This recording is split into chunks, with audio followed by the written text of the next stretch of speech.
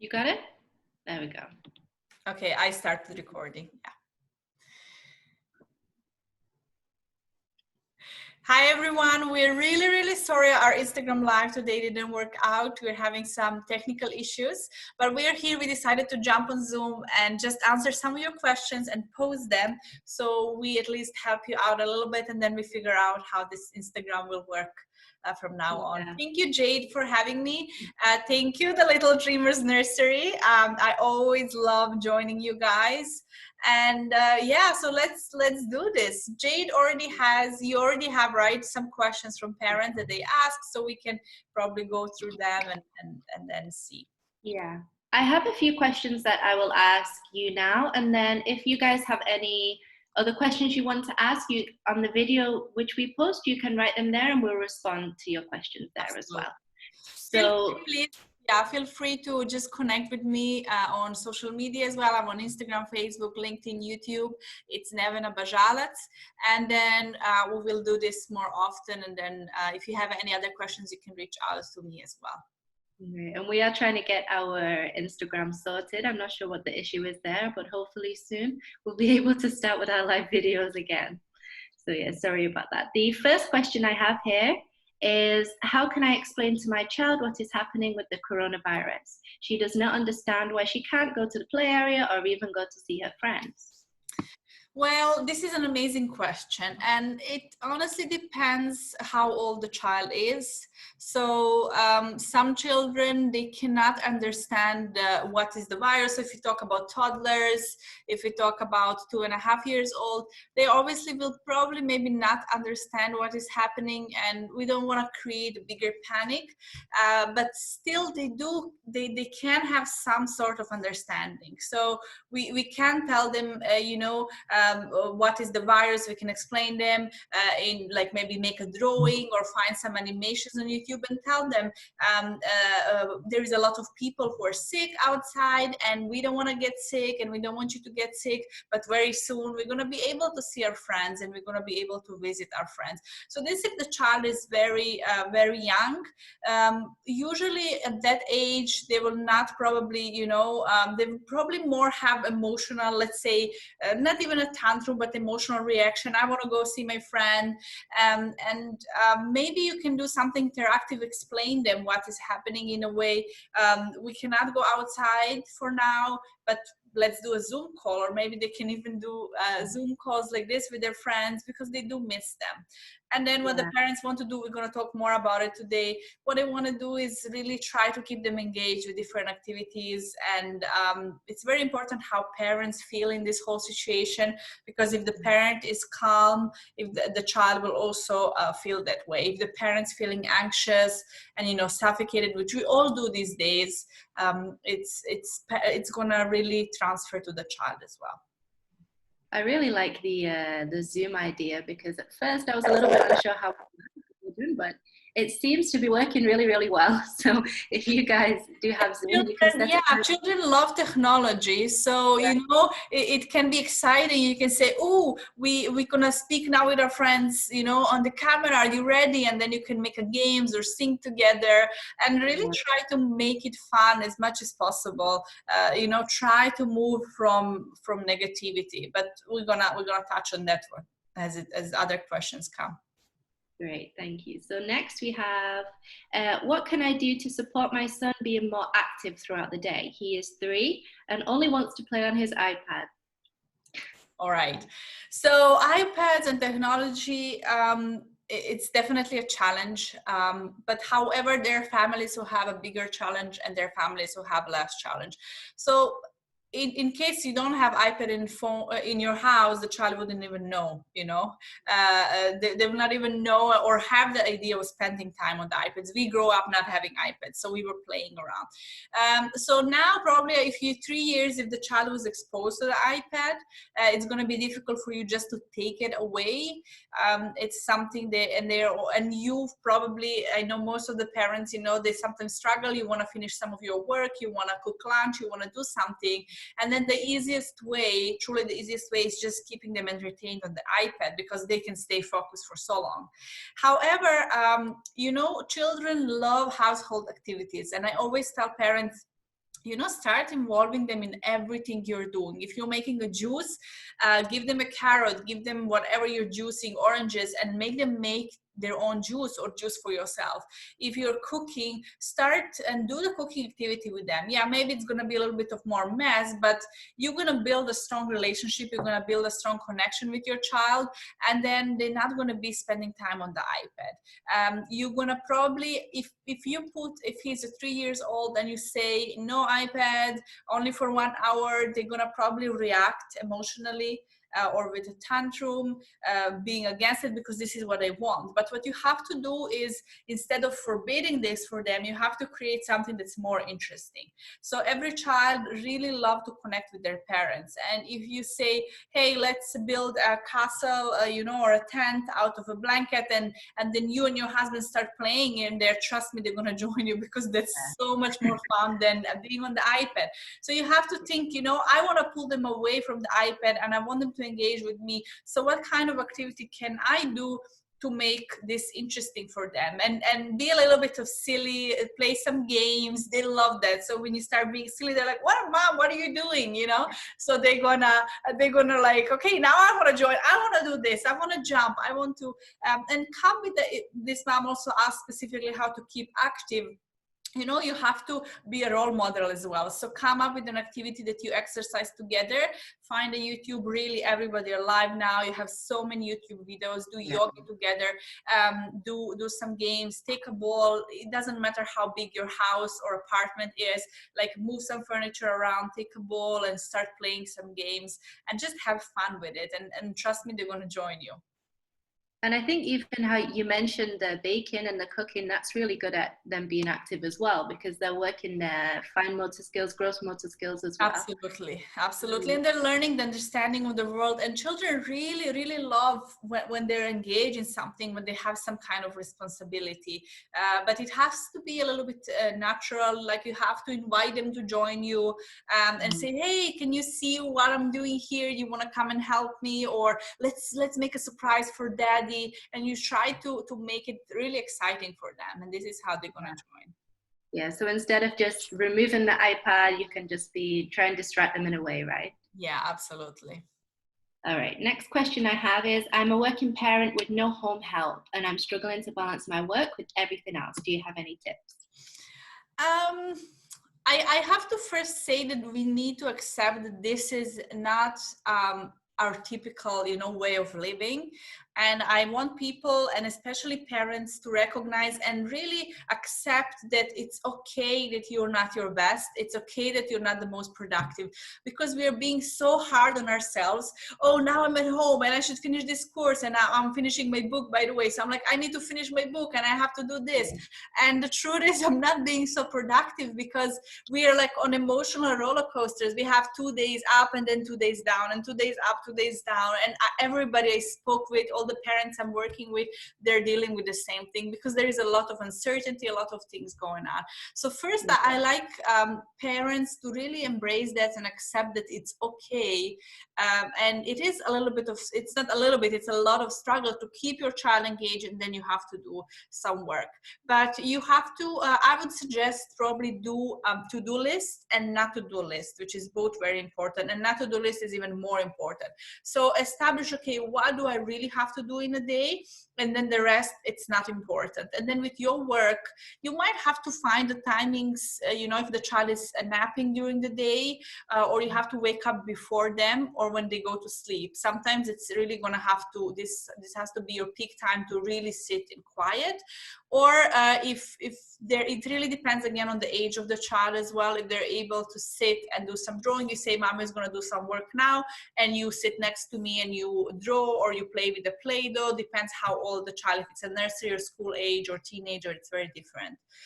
But I suppose it's early years, so it's even more challenging.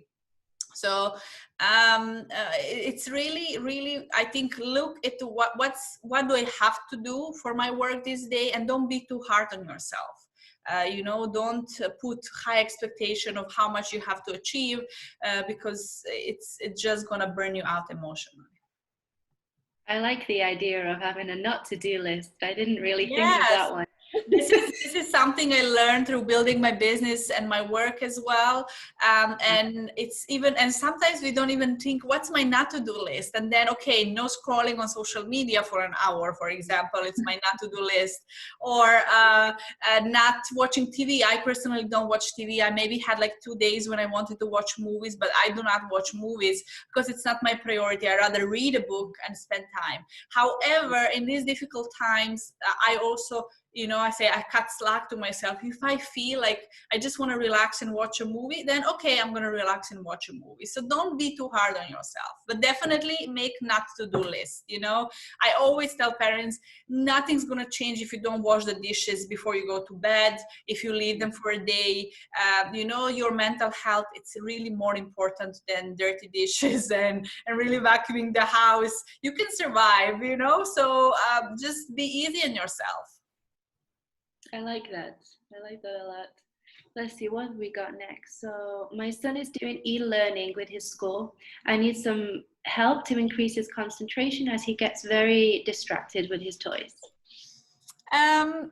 So home learning, it's again not easy, and I always tell parents, you are not a teacher, number one, and even if you are a teacher, all teachers know how hard it is to teach your own child, right? It's almost impossible because you have a different emotional relationship.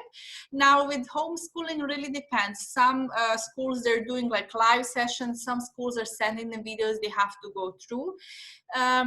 You will probably have to, again, I'm not clear how old the child is, but you will probably have to have a conversation that, you know, oh, it's school time and let's finish this. And then what do you want to play later? And then make it exciting for them when they finish with the school, with the class, they can play later.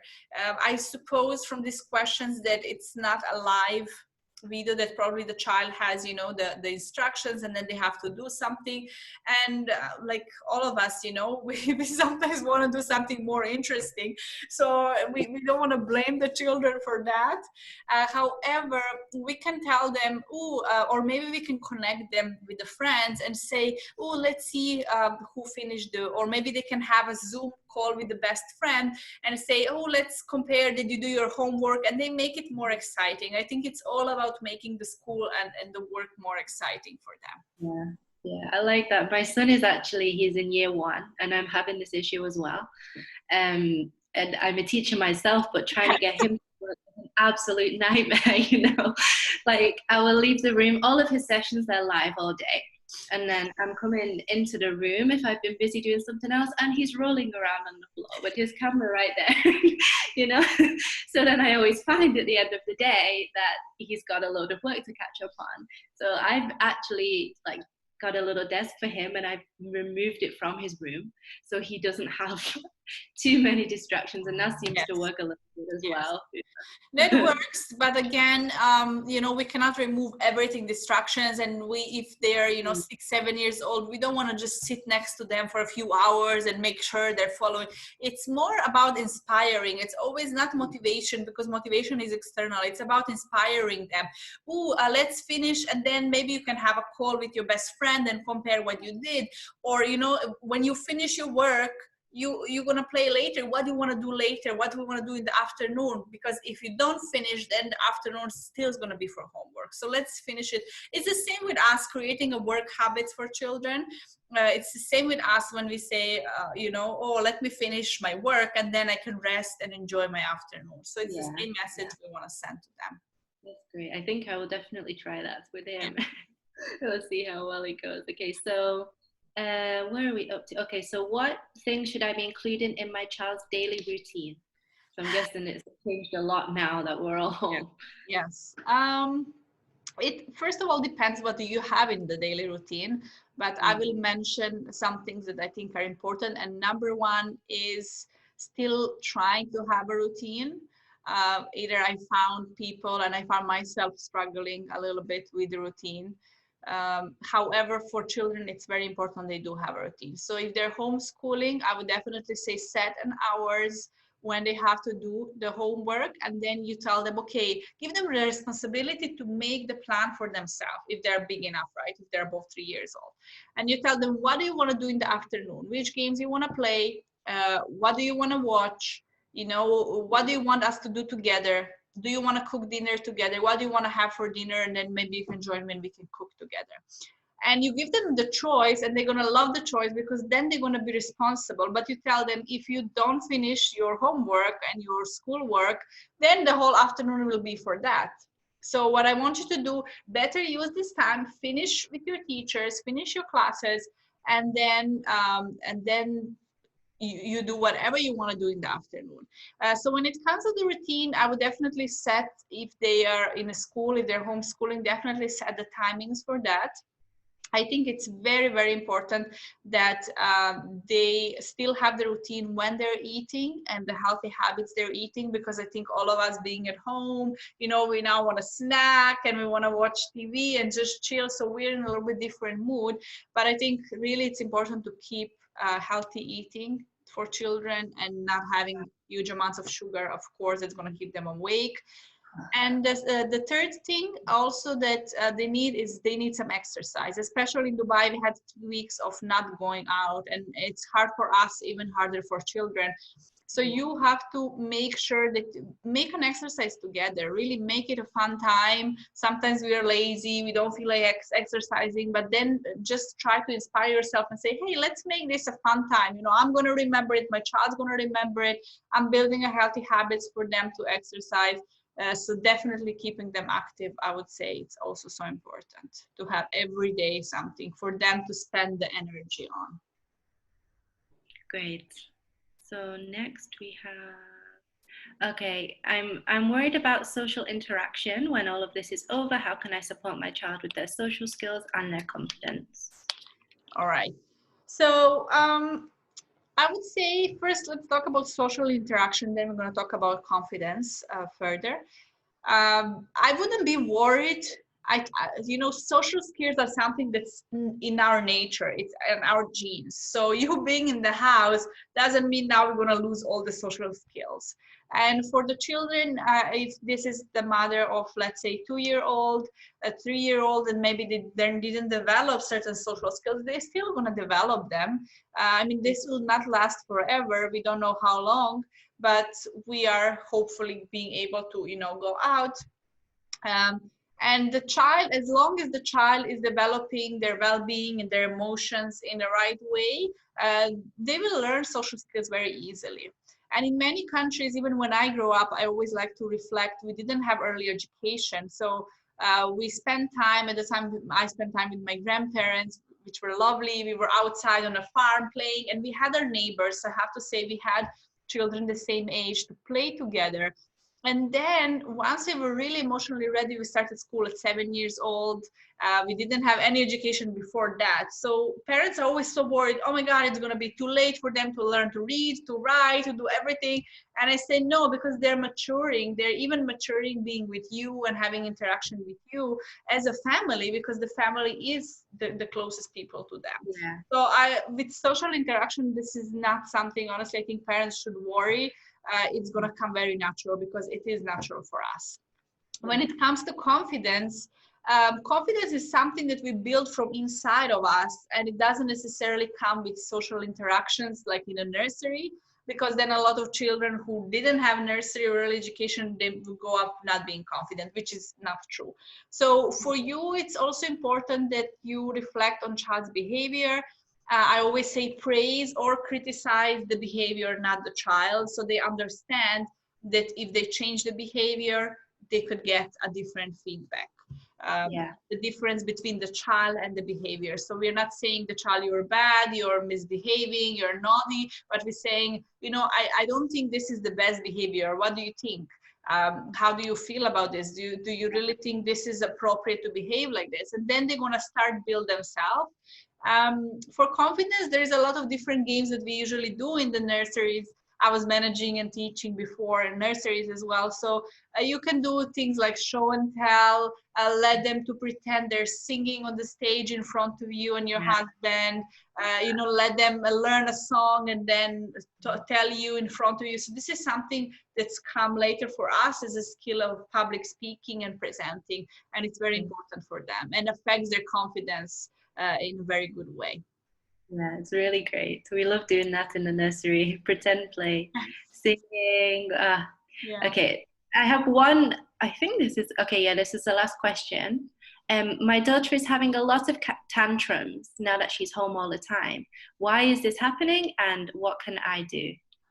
Okay, so um, tantrums are a little bit, let's say they're typical, but they're also a little bit deeper topic, because as a parent, what we do, we usually just react on a tantrum instead of respond, and there is a big difference. So when you're reacting, you're just like instantly emotionally reacting on that situation instead of pausing. I always tell parents, pause, take a deep breath, and think why the child is doing this. And in 99% of cases, let's say even 100% of cases, they're having a tantrum because they want something and you told them they cannot have it, right?